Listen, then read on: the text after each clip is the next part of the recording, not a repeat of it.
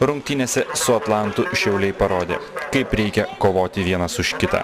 Pirmasis kėlinys tarp Atlanto ir Šiaulių komandų nebuvo įdomus. Komandos pasikeitė vos keliomis pavojingomis atakomis. Po Arno Lekevičiaus klaidos šiauliečiai nesuskubo prie kamuolio. Jau aplenkęs gynėją deramai su kamuoliu nesusitvarkė Viktor Raskov ir jo smūgis nebuvo pavojingas. Atlanto gretose pasižymėti galėjo Petreikis, tačiau Giedrius Arlauskis kamuolį nukreipė į kampinį. Antrasis kėlinys savo intriga buvo nepalyginamai įdomesnis. Jau 47 minutė po Atlanto kontratakos vienas prieš vartus išsiveržė Ančičius, tačiau jam kelią pastojo Arlauskis. Už žaidimą ranka teisėjas Paulius Malžinskas, nedvėjodamas, skyrė paskutinės vilties pražangos nuobaudą raudoną kortelę. Pats vartininkas negalėjo patikėti tokiu sprendimu, tačiau, kaip sakoma, teisėjas visuomet teisus.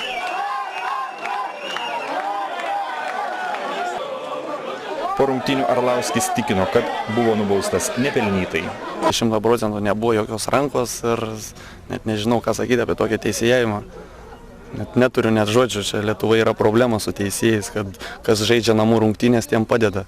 O kur kamuolys atsitrenkė? Kamuolys į kelieną atsitrenkė ir nuėjo į šalį, o jis rodo man, ėjai kamuolį su rankom, kažką jis ten pasaka kažkokią, kad kliūtų tą ranką, nors nervas neimtų, bet dabar tai nekliūva į ranką ir dėl to yra dėl ko nervuotis, už nieką išvaryti.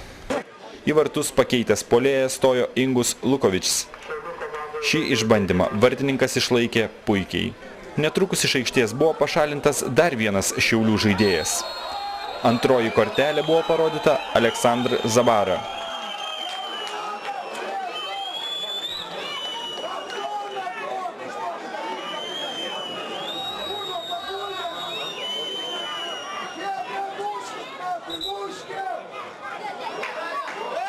Šiaulių futbolininkų aikštėje liko 8 ir vartininkas.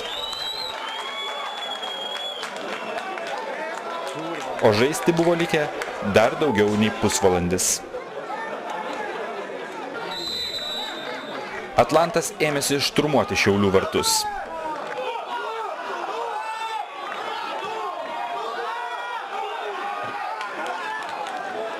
Atakos sekė viena po kitos.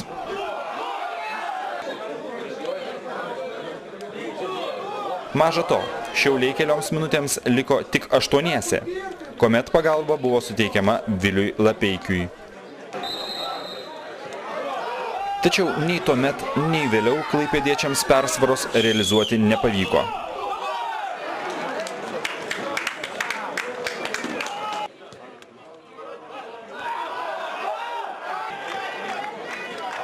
Tiesa, jie buvo labai arti tikslo, kuomet kamuolys pataikė į skersinį,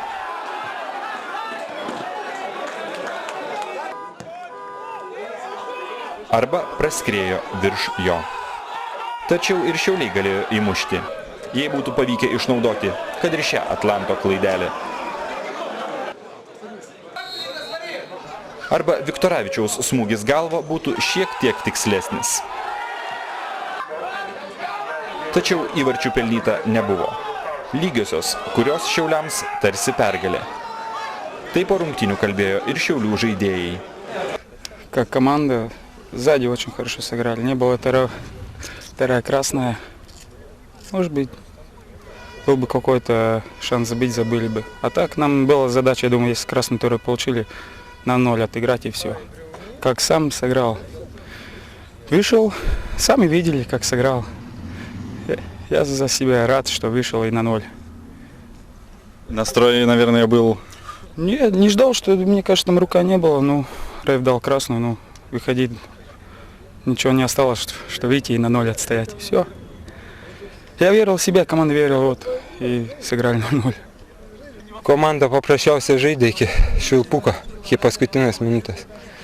Ir biškai pasisekė gal, ir atėjo rezultatai. Tai galim sakyti teigiams, nes baigiam 9. Nu dar, kaip Atlantui gal pasisekė, nes paskutinė 92-3 minutę turėjo Viktoravičius šansą įmušti.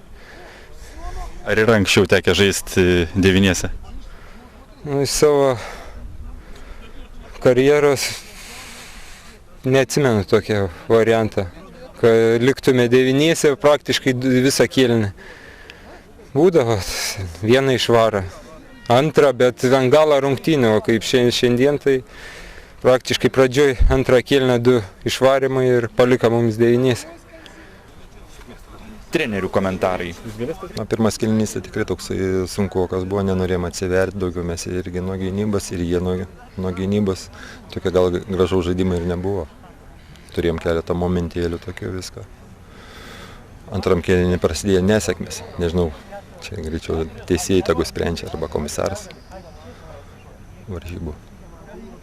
O kai išvarė 2 žaidėjus, ar dar buvo vilties, kad galima iškovoti bent tašką? Tai viltis visą laiką yra. Viltis visą laiką yra. Matęs, kad vaikinai tikrai užsivedė, kovoja. Čia, pavyzdžiui, nieko negalėjau nei aš padėti, jau nieks. Tik tai jie patys savo užsivedimu praktiškai jie ištempė rungtynės lygiom. Tokiais momentais labai svarbi fortūna? Aš galvoju, kad čia šiandien fortūnos nebuvo. Šiandien visi kovės krito po kamuoliu. Gerai vartininkas Lukovičius, kuris tikrai išgelbėjo keletą momentų. Aišku, galėjome ir nubausti. 2 momentėlius turėjom. Man to tokio perėmimas galėjo būti į vartinę situaciją ir Viktoravičius ant pačią galvą, smūgis galvą šalia virpsto. Pirmas kėlinys buvo labai prastas. Abiejų gal komandų, toks negražus futbolas, reta matyti pirmenybėse turbūt tokį futbolą, nes abudu susitiko komandos, kur turnyro lentelė šalia. Ir sprendžia turbūt tos pačius uždavinius, kaip pakilti. Antrą kėlinį vaizdas pasikeitė, reiškia, kada išėjo Lukaničius 1-1, kada vartininkas uždė rankom ir gavo tą vadinamą paskutinės vilties pražangą, raudoną kortelę. Man smelkteli mintis, savo pasakiau, kad mes šiandien nelaimėsim. Turbūt čiut suprantu futbolą, taip ir įvyko. Antro, aišku, išvarimo aš ten nelaukiau, bet išvarė, nenusidžiaugiau iš viso, nes buvo jau po vartininkų išvarimo mintis, kad mes tikrai šiandien nelaimėsim tų varžybų. Ir tas atsitiko, nes nemokam žaisti prie suspaustos gynybos, reiškia, kūrėm daug progų, taip ir baigėsi, nes būtumėm pramušę, bet būtumėm, kaip sakiau, nesiskaito, reiškia, Šiaulius galiu pasveikinti, kad kovėsi, iš tikrųjų atsidavė visas jėgas varžybom.